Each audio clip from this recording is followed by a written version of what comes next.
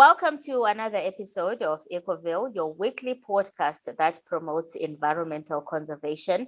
I'm your host, Nosigelelo Kwaka. Today on the program, we will be discussing the National Tree Planting Day, which is the Forestry Commission's flagship campaign. The day is commemorated every year on the first Saturday of December to motivate the nation to plant and conserve trees, to enlighten the nation on the importance of forest and woodlands resources, to enhance biodiversity, to also enhance household food security, and to mitigate the impact of climate change. To discuss this matter further, we are joined by the Commission's Information and Communications Manager, Violet Makoto. Welcome to the program, Violet. Thank you very much, Nancy. It's a pleasure to be here. Okay, let's go into it. Our first question is, can you please tell us about the Commission's mandate and the importance of the National Tree Planting Day?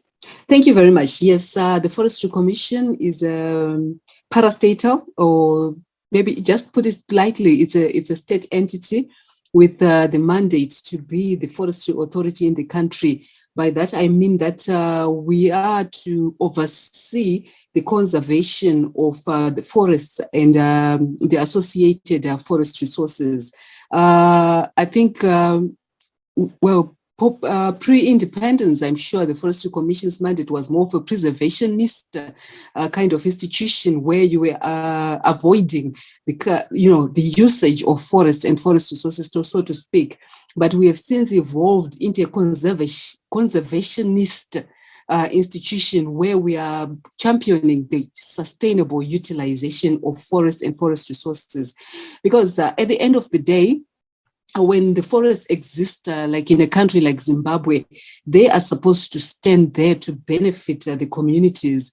So when communities are involved in the protection of such resources, they should also, in a way, benefit from their conservation. That's where the element of sustainable utilization comes in, where they are using but not destroying, and that resource is available even for future generations to utilize in the same manner. So that's our mandate, really. And to actually fulfill that mandate, the structure of the commission then stands as some divisions that have specific activities that they provide to the country. I think the major one will be the Conservation and Extension Division.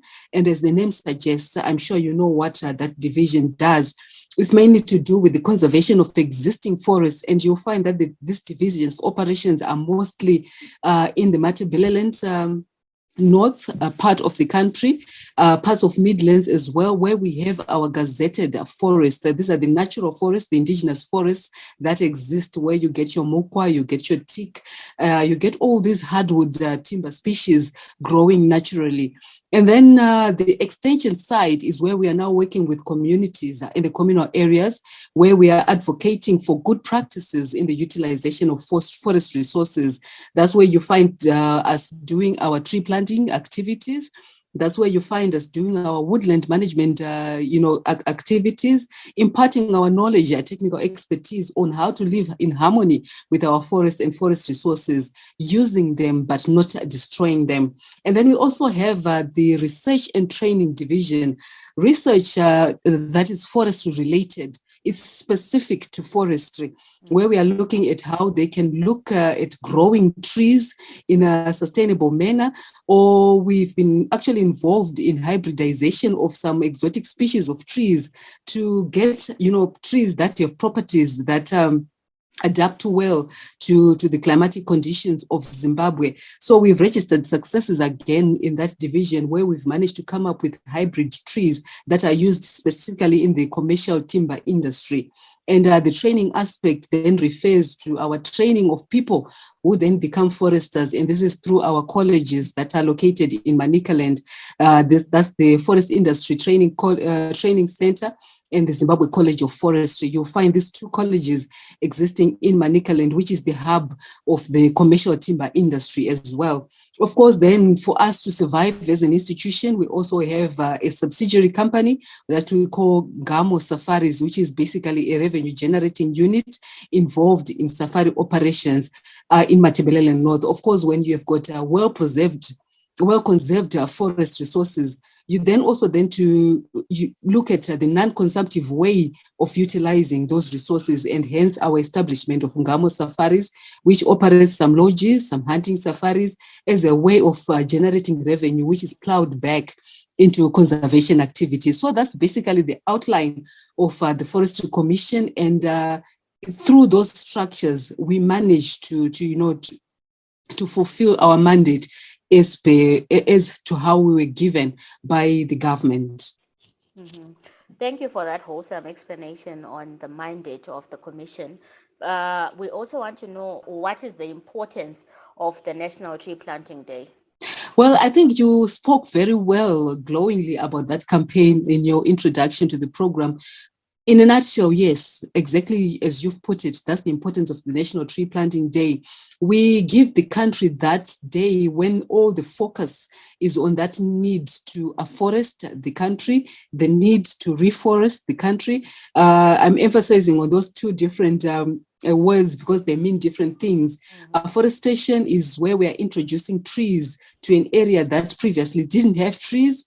Reforestation, we are putting back, replacing maybe where we have lost the trees or the forests, so to speak.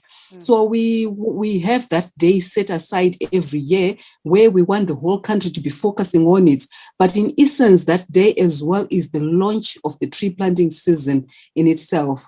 We have so many questions coming from people that why do you only have one day in a year that you're focusing on tree planting?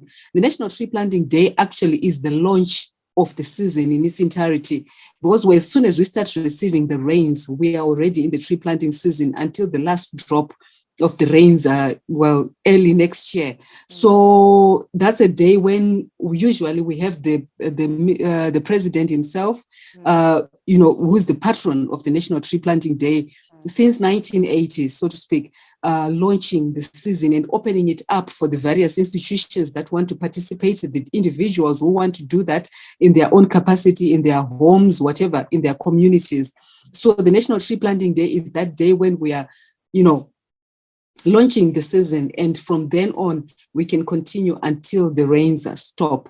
So that's the importance of the National Tree Planting Day, and we take advantage of the rainy season so that we do extensive tree planting. Ordinarily, a person can plant a tree anytime, anywhere, any day, but because we're in the rainy season, we take advantage of that situation where people can plant extensively without the need for them to then go back and water the trees. Nature will be taking care of itself. So this is why our day presents during the beginning of the rainy season, so that we have a whole 3-4 months ahead of us where trees can establish well and then survive going forward, even after the rainy season. So it's carefully put during that time in December, the first Saturday of December, so that we extensively plant trees at the very beginning of the tree planting season, of the rainy season, so to speak. And afforestation is very key, especially looking at what we are going through as a country right now. We are registering a deforestation rate of 262,000 hectares per annum. That's a huge loss. And considering all the uses, there are various reasons why people are cutting down trees, or why we are losing our forests. But we say, instead of trying to play the blame game, let's put it to action. And regardless of who's cutting, who's doing what, let's all stand on one thing to replace what we've lost.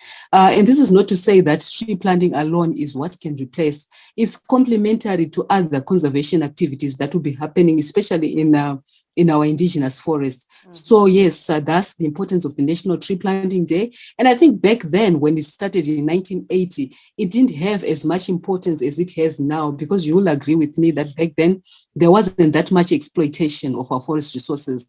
But now we are seeing it every day. Big trees are being cut down, forests are being destroyed, which means that day, that campaign, that season, the tree planting season, has actually risen to more prominence and more importance going forward. You've actually answered actually my next question, which was going to be when was the inception of the National Tree Planting Day, which you said was in the 80s. From the 80s to now, how many trees have you managed to plant from the inception of the program? Well, that's a bit of a difficult question to answer, particularly for some of us who will join the Forest Commission later on in life. But what I know is since its inception in 1980, I think the first National Tree Planting Day was actually on the 6th of December in 1980. But like I was mentioning earlier, that back then it was one of these ceremonies that, feel good ceremonies. People just do it. We were not losing that much at that time. So tree planting was just happening probably ceremoniously. I'm not sure how they were doing it there.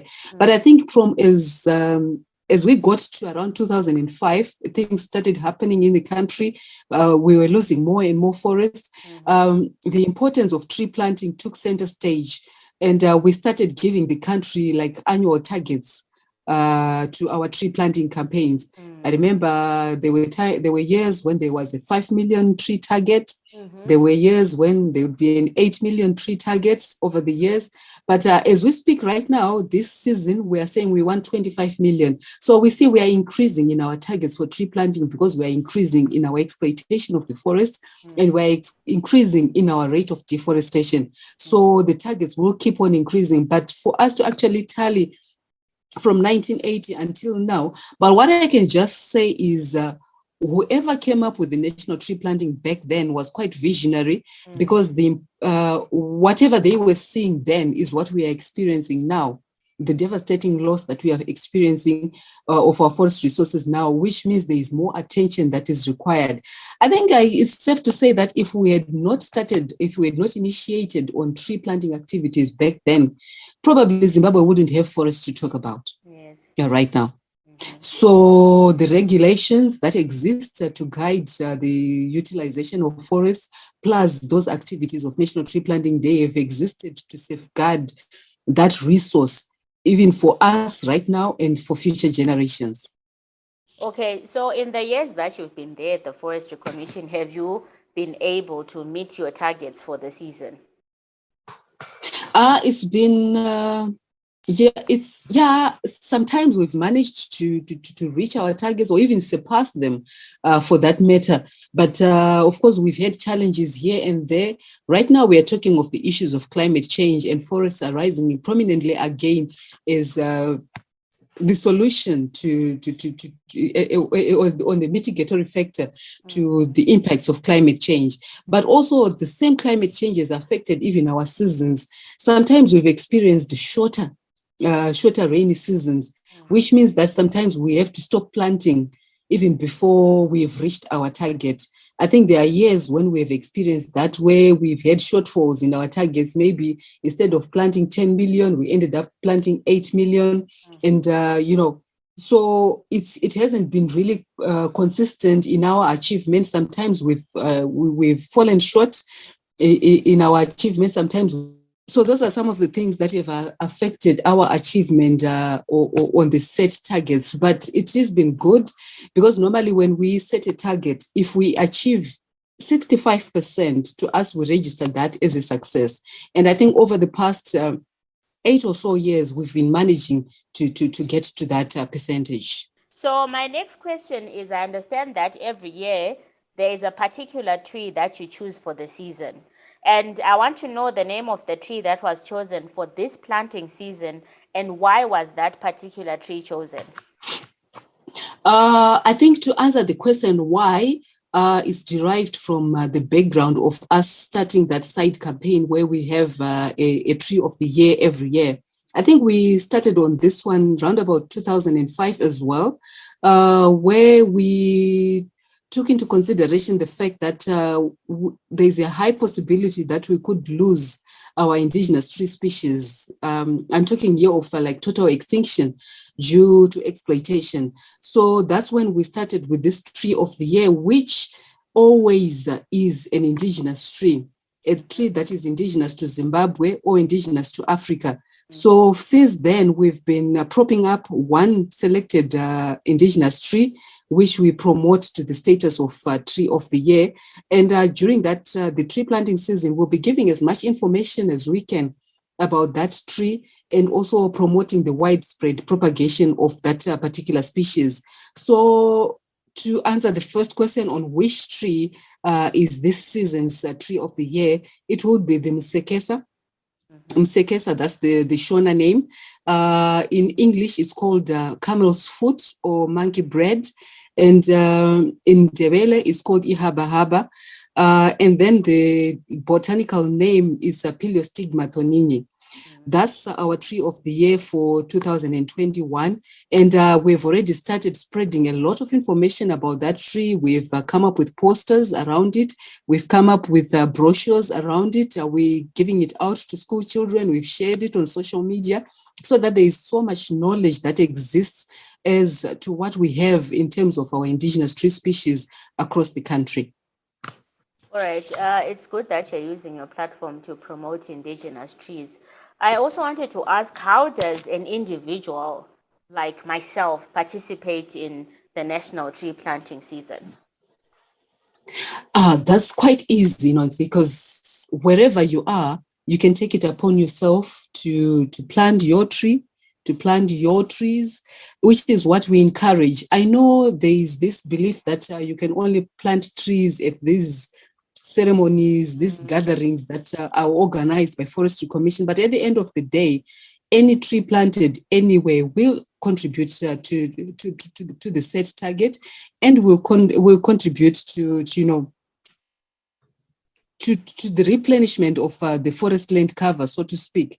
So any tree planted, whether it's at your home or wherever in your community, at your church, at your school, wherever, any person can participate in the National Tree Planting Campaign. And we are not saying that everyone should, be at a particular gathering for them to also plant trees. It can be done from anywhere. I know this past weekend, it was an issue of ceremony where we had the National Tree Planting Day happening in Berengwa, where we had the president planting his tree to officially launch the national tree planting season. And we also had the provincial events that were happening simultaneously, headed by the ministers of state for provincial affairs and devolution. And they were also leading in their provincial campaigns, launching the tree planting season at provincial level. But for those who cannot be part of those big gatherings, we've seen a lot of people sharing their pictures of what they did during that day in their communities, at home. This is what we encourage, that everybody just finds space to do something, to give that campaign focus, to give that day focus wherever they are, no matter how they do it. At the end of the day, what we just want is for trees to be planted, and it can be any tree that is of value to you, your fruit tree at home, your shade tree at home, whatever purpose you want that tree to serve. A tree at the end of the day is a tree. And when we're talking of the climate change mitigation role of trees and forests, the minute you plant a tree, you've actually created a carbon sink. So each tree is equally important wherever it is planted. All right. So besides the National Tree Planting Day, what other programs has the Commission put in place to encourage tree planting? Okay, so in terms of the key commemorative days that we have, I think this is the big one. You highlighted that in the end, that this is our flagship campaign. But as soon as we end the tree planting season, which is around March, thereabouts, we then have another important day that we call the International Day of Forests. It's a global commemoration, in which we value as well as Zimbabwe, because that's a day when we are actually acknowledging that, thank you, Zimbabwe, you planted so many trees. But the job has started. It's not just about planting trees. It's about nurturing the trees to see that they mature, they survive and mature to a point where they can start offering the services that we so need and are derived from the forest and from the trees and forests. So the International Day of Forest is another key day for us, where we are actually then spreading awareness on the importance of the conservation of the planted trees. So those are the two key campaigns that we have in a year. But over and above that, we still have our day-to-day activities that we carry out in the communities through the conservation that I talked about, the extension services that we offer. We have different community projects that we train our communities on, that are strategies at forest conservation. So the job is never done when we have completed the tree planting season. It's actually going on, because every tree planted then deserves to be taken care of, and we see to it that that tree matures and starts offering the services that we require from the forest. It could be our everyday uses or the ecological services that the trees serve. So, what are the environmental benefits of planting trees? They are so general. I think even when when we're going to preschool, even we would learn on the basics of the importance of trees, that trees provide oxygen. I think that's the most important thing, and as it is related to our survival as human beings. But the uses of trees are broader, even over and above the provision of oxygen. We are talking of trees and forests as a way of us getting our water. They serve purposes of catchment area protection. You'll find many areas where you have fragile soils and stuff. If you have trees, growing in those areas, you don't face so much siltation happening, because the roots bind the soil together and, reduces the rate of erosion, so to speak. So that's a very key role that forests play as well. And right now, as we are talking of, I think what's topical right now is the issue of climate change, and I've alluded to it earlier, that forests play a very important role in climate change mitigation. One, from the fact that, as I highlighted, when you plant trees or as trees and forests stand, they're actually carbon sinks as they are. But the minute you cut down trees, you are actually releasing the carbon back into the atmosphere, which then affects the ozone layer. So in planting trees, you're actually creating those carbon sinks, and in conserving the trees, you're actually maintaining them as such, as carbon sinks. And then you'll also look at how forests help in actually food and nutrition security for communities. Right now, we are experiencing erratic weather patterns. We have heavy rainfalls that are destroying crops. We have sometimes long droughts that are affecting even our agriculture. But you'll find that there are communities who still derive their livelihoods out of the forest, because when the crops fail, people can resort to food and other things that they can get from the forest. So in as much as that is also an environmental contribution, it is also a livelihood contribution, where it's taking care of the food and security needs of different communities around. So there's wide uses of our forests, but the bottom line is, every day that we live, every day that we breathe, it is because of a tree. So that's essentially the importance of our forests and the importance of our trees. Right. Tobacco farming is contributing to a loss of trees as the farmers cut down trees to cure their harvest. What mitigatory measures are being put in place by the Commission to curb the cutting down of trees by farmers? Yes, you are right. That has been an area of concern for us as Forestry Commission, as we find more and more people embarking on tobacco farming as a livelihood venture.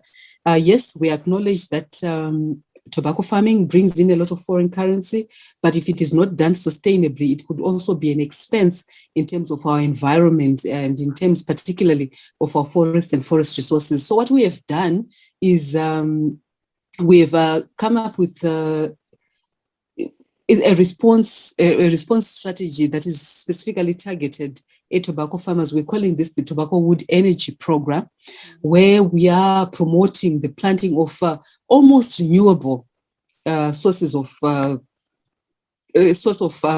fuel wood for tobacco curing. I'm saying almost renewable because these are trees.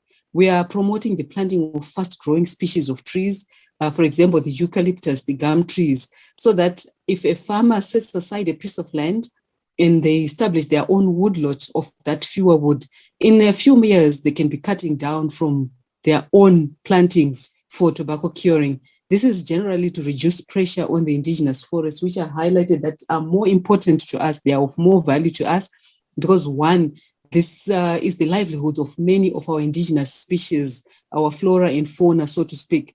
And the destruction of them has got a wider effect than maybe the use of our exotic tree species. So what the Tobacco Wood Energy Program is essentially doing is it's promoting the planting of fast-growing exotic species of trees that can be used for tobacco curing instead of cutting down our indigenous trees like the Msasa, for instance. Imagine a person cutting down a 50-year-old Msasa tree just for tobacco curing.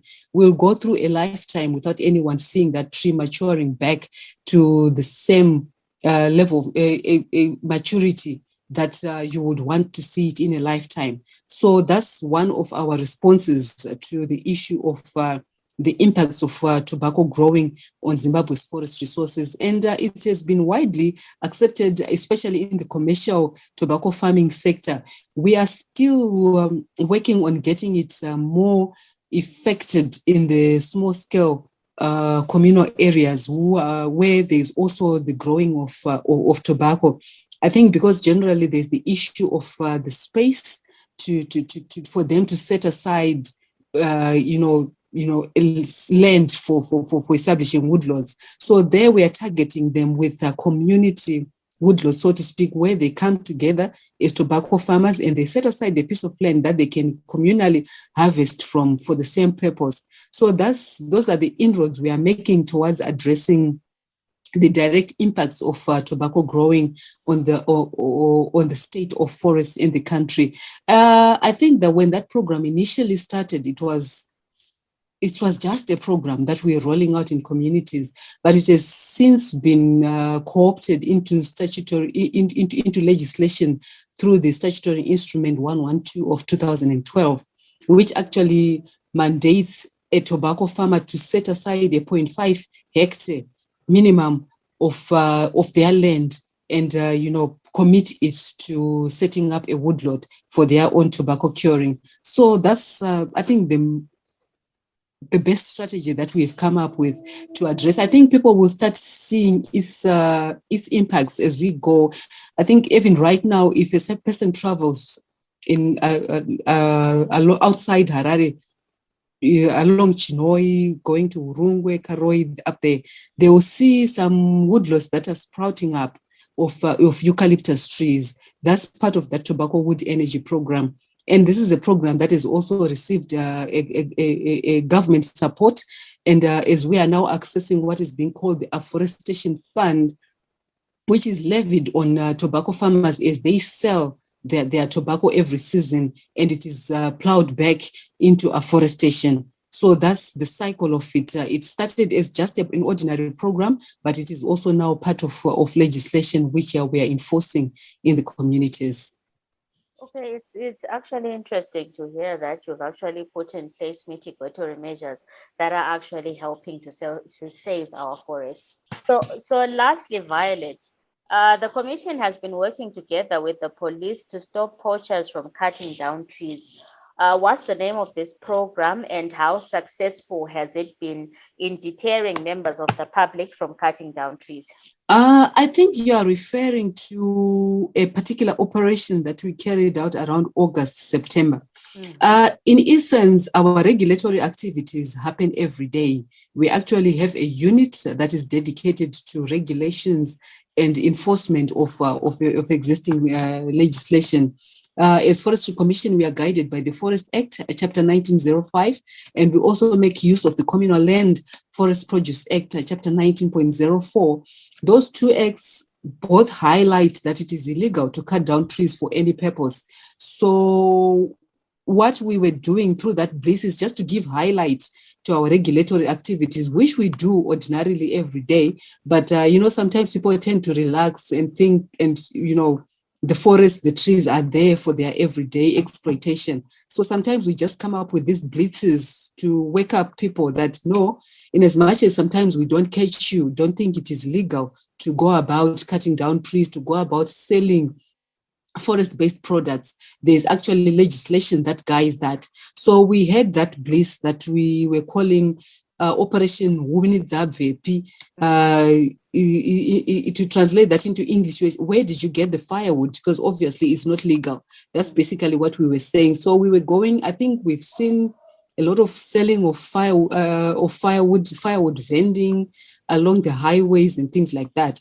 Those are the people we were targeting, just to remind them that in as much as they can be getting away with such activities, they're actually criminal, because our laws do not condone such activities. So yes, that's the operation we're running out, but not to say that we're only doing it as a program for that particular time. It is part of our everyday activities, but we just managed to co-opt our other, agencies that were helping us in providing the much needed awareness that these are actual criminal activities. We had Environmental Management Agency working with us. We had the ZRP working with us during that blitz. Ordinarily, we do that every day through our regulations unit, but we're just propping it up into a blitz so that we reach out to as many people as possible with the awareness. At the end of the day, even if there's this common saying that ignorance is no defense in the court of law. So sometimes you find people who say, I didn't know that it's illegal to cut down trees. I didn't know it's illegal to sell, forest-based products, especially the firewood. But then we are saying we took the opportunity to educate you on it. If you missed the education, next time that you get caught on the wrong side of the law, you cannot blame us for not, spreading the awareness to you. So we seasonally come up with such campaigns so that we don't have people saying we don't know that this is illegal. It's just to remind each other of the laws that exist that guide the use of our forests and the associated resources. Okay, as a follow-up to your answer, how successful has this program been? Well, in terms of success, it's difficult to gauge, because right now we are fighting a war of us wanting to fulfill our mandate, and people talking about their livelihoods. Looking at some of these issues as their livelihood options. You'd find somebody saying, I'm not working. I survive through selling charcoal. I don't work. I feed my family through sale of firewood. But, it's, at the end of the day, we have a mandate to carry out as an organization. We have a government mandate to carry out, barring any other impacts that communities can be facing. We still need to deliver on our mandate. Like right now, I'm sure there's been an upsurge in the use of firewood due to the energy challenges, especially in urban areas. As I'm carrying out this interview right now, I'm actually in the dark. I don't have electricity at home. So these are the same things that that are coming out from communities. What do you want us to do? Exactly. We need the firewood to cook. But then at the end of the day, it's not our mandate to provide energy. As Forestry Commission, our mandate is to protect our forests and forest resources. So we'll keep on doing that. We know that livelihoods can be impacted by us wanting to carry out our mandate, but at the end of the day, we also have to deliver. We have to earn our living through our mandate, so to speak. All right. So in terms of the success of, to answer your question, the success cannot really be achieved because we still have those other challenges that we are dealing with, where people are citing their livelihood issues, and as they also impact on our mandate. Right. The other thing I wanted to ask, every time we talk about firewood, charcoal, there's always an aspect of illegality. Most of the people who are selling are not selling it legally. So I wanted to ask, where do we get firewood that's people attain sustainably, or where can we get charcoal that is attained sustainably? As far as charcoal is concerned, to answer that question first, we don't have any legal ways of getting charcoal in Zimbabwe. We cannot produce charcoal in Zimbabwe. The laws don't permit, because in producing charcoal, you're actually cutting down trees. Right. So the Forest Act has a law against the cutting down of trees for any reason. So to answer the question of charcoal, there is nothing legal. There is no way there can be any legal standing as far as charcoal production in the country is concerned. And then to answer the question of firewood, we have people that are clearing, land maybe for agricultural purposes, people who would have attained farms and all that. What we then do as Forestry Commission is we offer inspection services where we go and look at where the areas they need to clear for agricultural purposes. They are then given permission to cut down those portions of land that they want to utilize. So when they've cut down trees, obviously those are trees that can be used for other purposes, but they also have to get timber movement permits. Like for instance, if somebody is cut down trees in Goromonzi, the farm is in Goromonzi, they want to take the wood into Harare for sale, they need then to get timber movement permits, which in a way are a way of monitoring that this wood is coming from an inspected source and it is not poached. Mm-hmm. So we have checks and balances along the way so that we know where the firewood is coming from and where it is going, so that we don't have then people taking advantage of maybe permits that would have been given to go and cut elsewhere. So yes, there could be some trading licenses that are offered in under such circumstances, but it's not given to everyone every day. It's different circumstances that are considered when issuing out those. Okay, so just to make this clear, any charcoal being sold in Zimbabwe is illegal.